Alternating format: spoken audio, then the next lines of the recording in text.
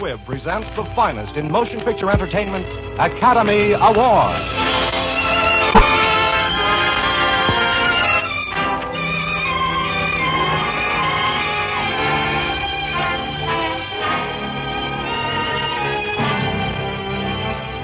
The House of Squibb, manufacturing chemists to the medical profession since 1858, bring you Academy Award. The pictures, the players, the techniques and skills which have won or been nominated for the coveted awards granted each year by the Academy of Motion Picture Arts and Sciences to each in his field for outstanding achievement.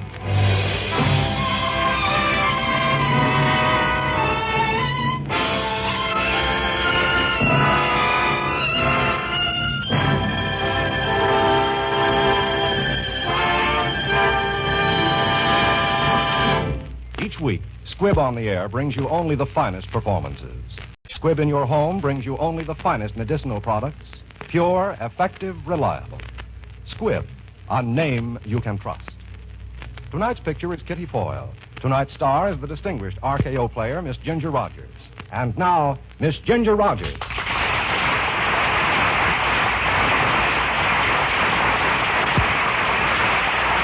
Thank you. And good evening, ladies and gentlemen. My hope is that some of our excitement and pleasure in reenacting these Academy Award roles will be communicated itself to you through our performances. Also, it would be ungrateful of me if we were to do Kitty Foyle tonight without thanking the men who brought Kitty to the screen. So thank you, David Hempstead and Sam Wood. Kitty Foyle was written for radio by Frank Wilson with an original musical score composed and conducted by Lee Stevens, and our producer-director is D. Engelbach.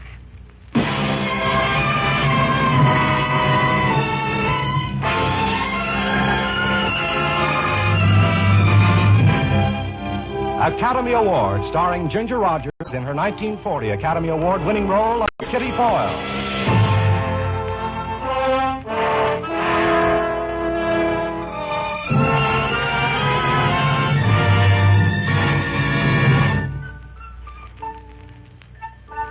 Kitty!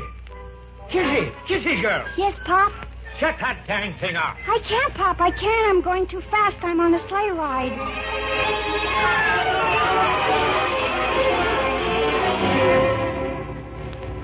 A sleigh ride. Well, it seems my whole life was spent on a sleigh ride.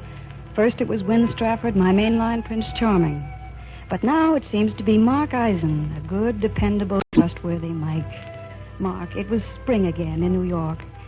And as Mark drove me home that evening, I had a hunch that this might be the spring of all my years.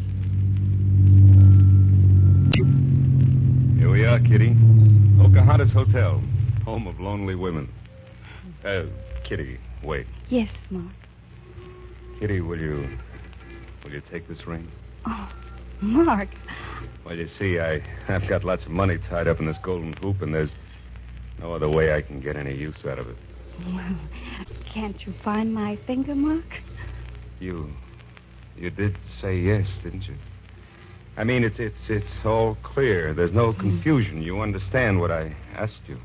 You asked me to marry you, didn't you? Oh, that's it. Exactly. I got it. That's why I said yes.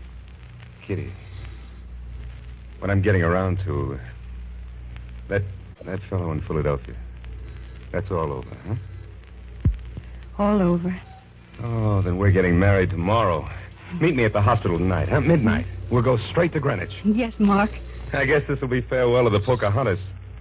Kiss all those dear old bachelor girls goodbye for me. I'll kiss them all, and then I'll pack like mad. Okay. And meet me at St. Timothy's Hospital at 12. Smack on the dot. 12, smack on the dot, St. Timothy's.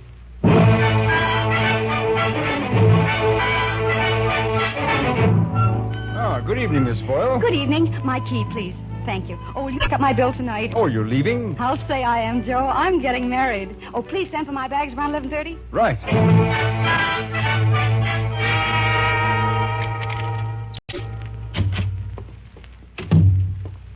Hello, Kitty. Win. What are you doing in my room? You sent for me. I sent for you? You sent back the ring.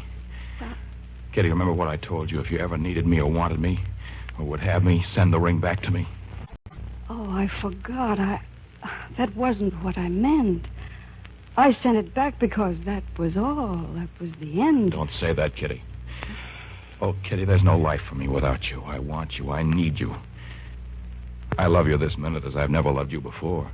But when it's too late. 5 years, too late. No, Kitty, it'll never be too late. What we had can't die. I'm asking that we leave together for South America and be together always. Oh, Win, don't ask me anything. Don't let me think. Oh, darling, at last it all comes true. And will we live happily ever after? Forever and ever. When will we go? We sail at midnight. I'll be at the pier with everything arranged. Now, will you meet me there? Mm-hmm. Pier 48, midnight. Mm-hmm. Oh, Kitty, I love you. Don't be late. Bye-bye. Win, Win! Wait, Win!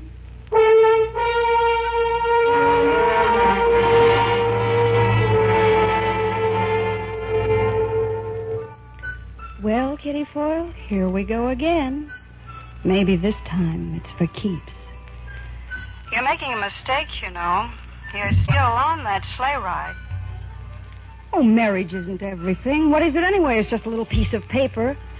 A lot of fine things come out of that little piece of paper, Kitty. A home, children. That's where Mark comes in again.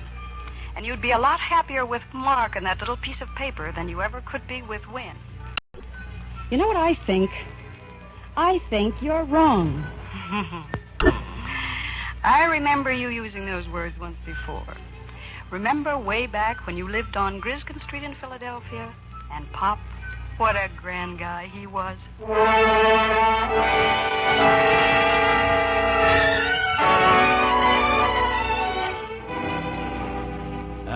Kitty, I guess an old heathen like me never had any business trying to raise a daughter anyhow. I wanted to keep you from stubbing your toe. I thought you had all this junk rooted out of your mind. What junk? Cinderella and her blasted prince. Kitty, don't you see? It's no good. Don't argue, Pop. I love him. Judas Priest. You said it. You mean you want to marry Win Stratford? Mm-hmm. Does he ever ask you to meet his family? Pop, he doesn't even know I love him yet. Big secret. But I've never worried much about his family because I've got a funny idea. I'm just as good as they are. Kitty, by Judas Priest, you're going to break your heart.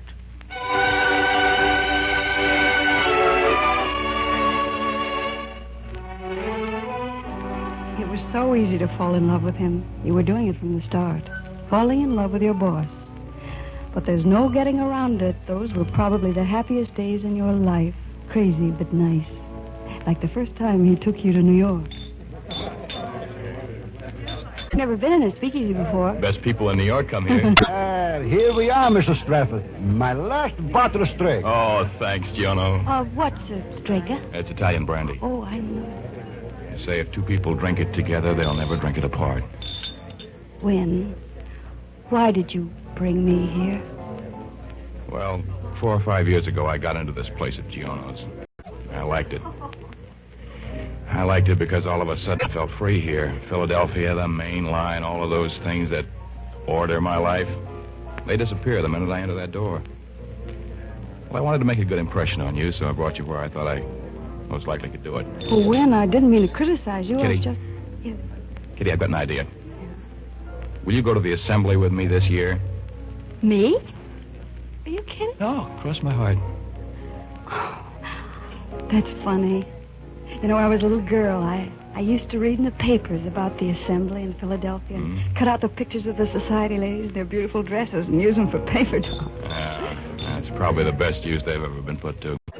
I know they've got rules and a committee that goes over the list of those invited, and they come across somebody like Foyle, boom, and the next thing you know, you're being scraped off the sidewalk. You leave that to me. My mother's on that committee. Oh. Oh, Win. Have you ever had a dream come to life right in front of your very eyes? No, but I'm still hoping. Is it a date, Kitty? I'm crazy, I know, but it's a date. Come on. Let's get our wraps and get out of this smoky den. Where are we going? I've got to go home pretty soon. We're going to Lake Pocono just for an hour. See the sunset. But it's already set. Oh, we see the moonrise. I'll get you home in time for supper. Come on, Kitty. It's not much of a drive, and you belong in moonlight.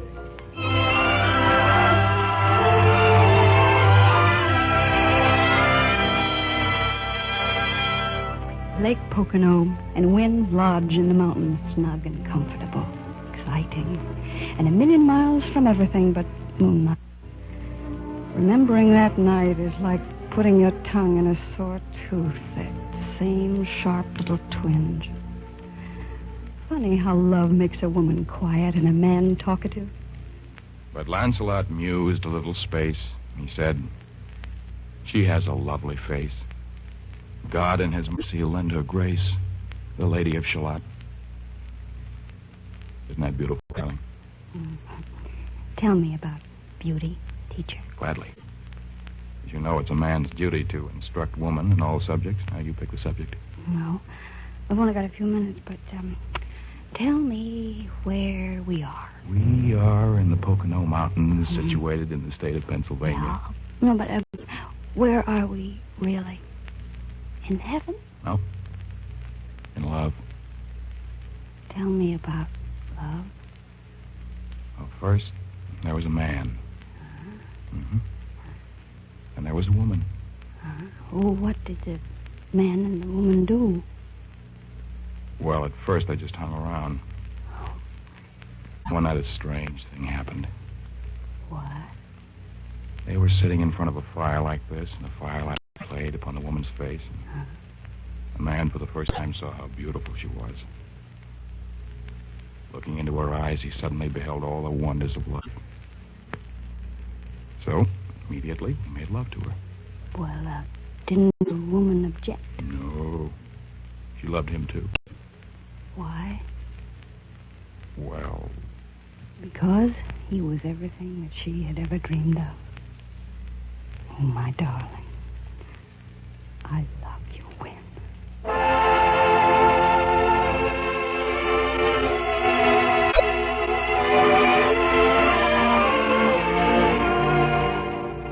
It couldn't go on like that. It just couldn't. Who did you ever think you were, Kitty Foyle? That you could live rent-free and forever in paradise? Didn't you see it coming? Didn't you know the magazine was bound to fail? Couldn't you tell that he would say the things he said because, well, being him, he couldn't have said anything else? Did you have to hurt inside as if he'd stabbed you with a knife? Yes, Kitty Foyle, you did. Well, the magazine's done. It's folded. It's finished. $10,000 my mother gave me to spend. Now what will you do? Me? Oh, that's right. I'm out of a job. Yeah. Well, I might get one in New York. I can't let you do that. Why? Why not? Because it's just silly. Besides, it'd be too far apart. Well, it is in China. Kitty. Well, this is kind of delicate, but... It will go on. Your father isn't very well. You're all alone, and it's too much for you to handle. Yes. I mean, I feel that I'm responsible. It isn't your fault the magazine failed, and so... Well, until you get another job, I don't want you to have to worry about money. What do you mean? I'll just keep you on the payroll. It's only fair, you know, because... Just a minute. You don't need to worry about me, Wynn. I'm free, white, and 21, or almost. And I'd love you from here on out, or till I stop loving you. But nobody owes a thing to Kitty Foyle. Except Kitty Foyle. Kitty. Wait. Kitty!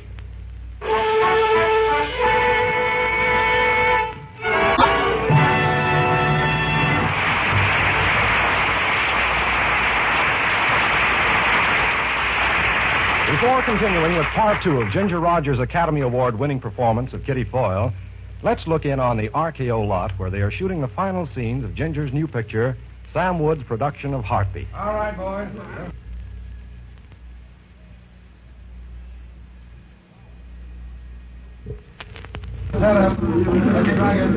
Here we are. Much like Alice in Wonderland, isn't it? Walking into a strange new world. Had you any idea it took so many skills and crafts to make a fine picture? Here's a young lady we might persuade to talk to us for a second. Oh, miss. Hello. Hello. May I ask what your job is on this lot? Sure. I'm a makeup girl. Right now I'm working on Heartbeat. That's Miss Rogers' new picture, you know. Yes, I know. That must keep you pretty busy, doesn't it? I'll say it does. But it's worth it. Just wait till you see Ginger Rogers in this one. Well, I'm certainly looking forward to that. But tell me, in your job of makeup, I imagine the smile is pretty important, isn't it? Yes, sir. The smile is everything. Well, same in my business. You see, Squibb Dental Cream encourages a sparkling smile, and it refreshes your mouth at the same time. Everyone enjoys the minty taste of Squibb Dental Cream. It's so cool and fresh. Yes, I know. And did you know that the polishing agent in Squibb Dental Cream is one of the safest, softest, yet most effective known to dental science? Well, I'm glad to know. And did you know that pure Squibb Dental Cream has to pass more than 100 separate tests before it touches your brush? It's just one more evidence of the scientific care that goes into the making of this quality dentifrice. Use Squibb Dental Cream regularly. Taste, feel, and see the refreshing difference.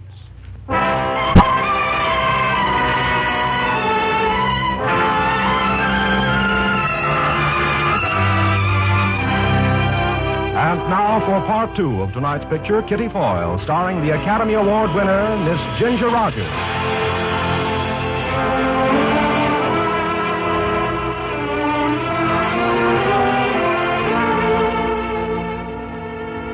You thought you were off the sleigh ride, Kitty Foyle, when you took your shattered little pieces of pride and went to New York to ring the Liberty Bell. But you were wrong. Getting a job selling perfume, meeting a swell guy like Mark, hiding your pain in the crowds, no dice, Kitty Foyle. You were still on that sleigh, and you had a ticket in your heart for the entire trip. Molly, where are you? For heaven's sake, what's going on here? I don't know. I got home and they started coming. Somebody's nuts. I know the delivery boy like a brother right now. You should see what's in the bathtub. Water lilies. And look at these. A hothouse we got. $1 million worth of flowers, and they're all for you. For me? Well, who are they? Well, they're from Wynn. It's Wynn.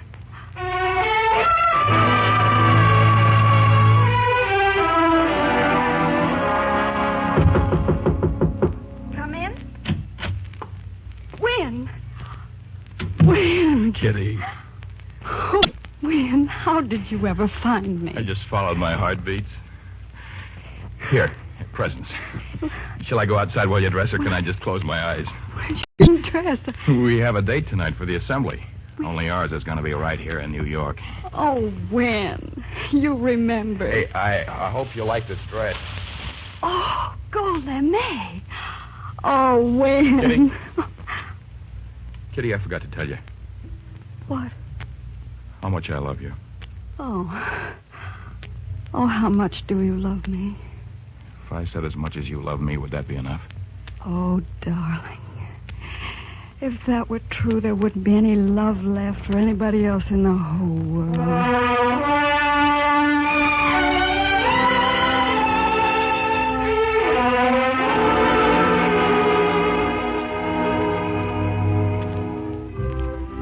Having fun?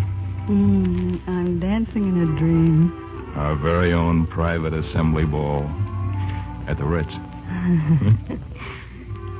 Here, I've got something for you. Yeah. What is it? A ring, darling. Wow, odd. But it's beautiful. It was my great-grandmother's. Oh. It's a symbol of eternal life. A snake eating its tail, you see? Oh, I see. A symbol of eternal life. From my great-grandmother to me and you and to those that come after us forever. It's our family. Wynn, why are you giving it to me? Kitty, will you marry me? Oh. I can't. You love me now only because we're not in Philadelphia. I'll fix that. Boys, would you play the sidewalks of New York, please? What's the idea? Oh, that's our song now. We're New Yorkers, both of us. Oh, darling, no main line, no Philadelphia. Just you and me and you. Dear God, please don't ring the alarm clock for just a little while. Let it go on just as it is now. Just as it is now. Oh, he heard me. It's Sunday morning. Those are wedding bells, darling. Oh. Wedding bells for us.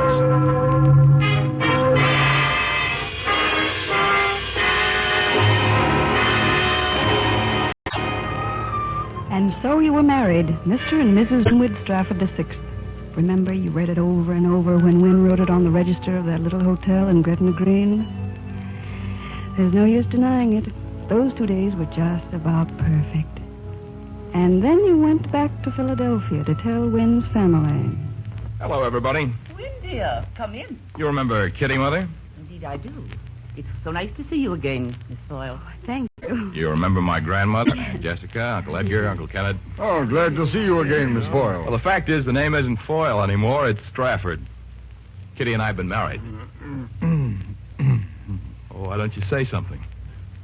Or is she so beautiful she's taking your breath away? You'll have to forgive me, my dear. I just wasn't prepared for such news. You understand, don't you? Oh, of course. After all, it is a surprise. Shall we sit down? Will you have tea? No, thank you. When were you married, dear? Monday. I see. We thought, naturally, that Wynne would wait a year. But you understand, of course, that above everything else, we want you and him to be happy. That's first and foremost in our thoughts, isn't it? Oh, yes, of course, my dear. Well, I don't want to seem rude, but would somebody mind telling me what you're driving at? It's only this, my dear. Mother. You see, honey, I promised I wouldn't marry you for a year. Mother was going to take you under her wing and prepare you. Prepare me for what? You know, some school, some good finishing school. School? Are you kidding me? No, my dear. Let's keep calm. Now, look. Let's get a few things straight around here. I didn't ask to marry the Straffords. The Strafford asked to marry me. I married a man, not an institution or a bank. Oh, I've got a fine picture of your family conferences here. All the Straffords trying to figure out how to take the curse off Kitty Foyle. Buy the girl a phony education and polish off the rough edges and make a mainline doll out of her. Oh, you ought to know better than that. It takes 6 generations to make a bunch of people like you, and by Judas Priest, I haven't got that much time.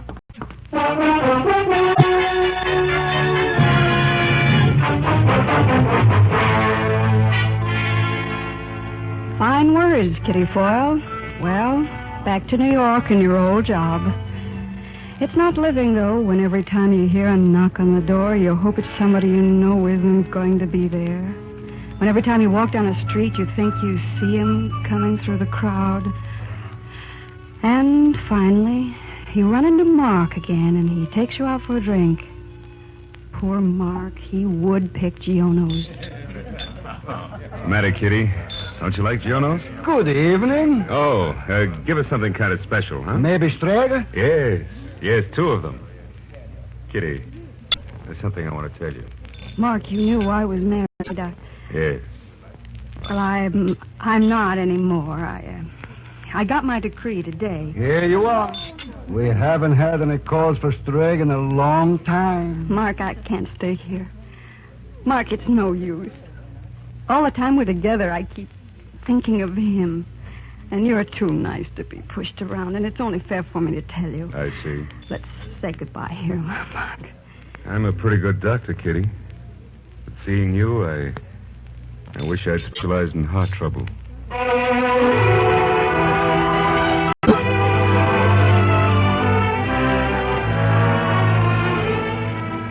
You were ghost-ridden and haunted, Kitty Foyle. You ran until you couldn't run anymore. And then one day, an item in a Philadelphia paper. Mr. and Mrs. Devereux Gladwin announced the engagement of their daughter, Miss Veronica Gladwin, to Mr. Winwood Strafford VI. You thought you could only die once, but you learned. You learned.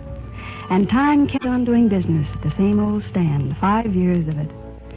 Then they sent you down to Philadelphia to open a branch of the store. You were afraid to go, afraid of all the things it might bring back. But nothing happened until the afternoon of your last day, about 4:30. I think I'd better have some perfume, too. Oh, yes, madam. Are you going to the opera or dancing? I'm going to the assembly tonight. I see. What flowers are you wearing? Oh, I haven't thought yet. I'm glad you mentioned that because I usually have to buy them myself. Oh, in that event, I suggest Sanxit perfume with camellias or... Telephone call, Mrs. Stafford. Oh, thank you. Mrs. Stafford. Oh, it couldn't be. Hello? Hello? Oh, hello, Win. Oh, you don't have to go to New York again, do you? But, Win, in the 5 years we've been married, we've never gone to the assembly together. Very well. I'm sorry, but I'll have to leave right away. May I send the perfume to the house with the other things? No, I'll make a selection some other time. The assembly. Tonight. Mrs. Wynne Stafford. Is that all, Miss Foyle? The package is ready to go to Mrs. Stafford. Yes, that's... No. No, wait. Here's something else. Wrap this up. This ring. For Mr. Stafford.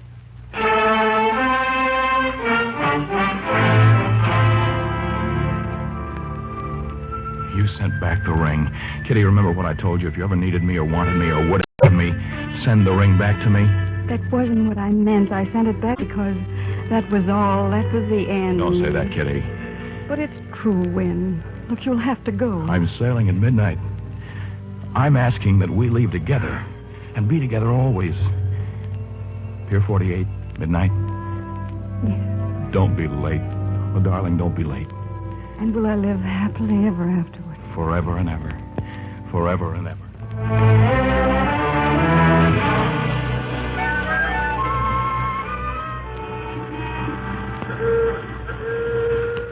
Cab, Miss Foyle? Oh, yes, please.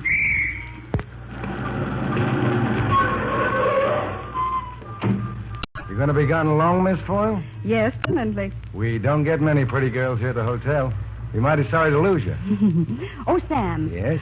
I think that a young man will call for me a little after midnight. Yes, miss. Be quite excited, I think, very insistent. Yes? I want you to tell him that I admire him very much and that I always will. Just a minute. I better write this down on my pad. You admire him very much. And tell him that I'll never forget him. You will never forget him And tell him that I'll always love him in a very special way. You'll always love him in a... And then tell him that I'm being married tonight. You're getting married tonight? Hey, what is this? Where to, miss? St. Timothy's Hospital, please.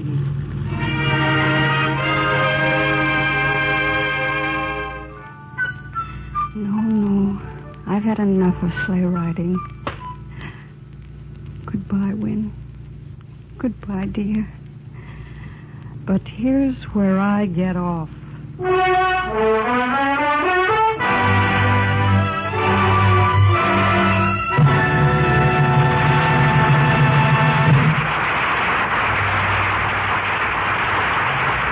Today, medical science moves with incredible swiftness. Even before the miracles of penicillin were completely charted, work was going forward in a scientific laboratory on another similar substance called streptomycin. What is streptomycin? It is a powerful drug science has taken from the earth itself by painstaking and complicated extraction processes. What does streptomycin contribute to the conquest of disease? It is effective against certain deadly germs that even penicillin doesn't conquer. With streptomycin, as with penicillin, Squibb scientists are working in the forefront of progress, cooperating with other scientists all over the world in the effort to discover and prove all that streptomycin can do, and to make it available as soon as possible to every doctor. For the Squibb idea, for nearly a century, has been to strive ceaselessly in the cause of health.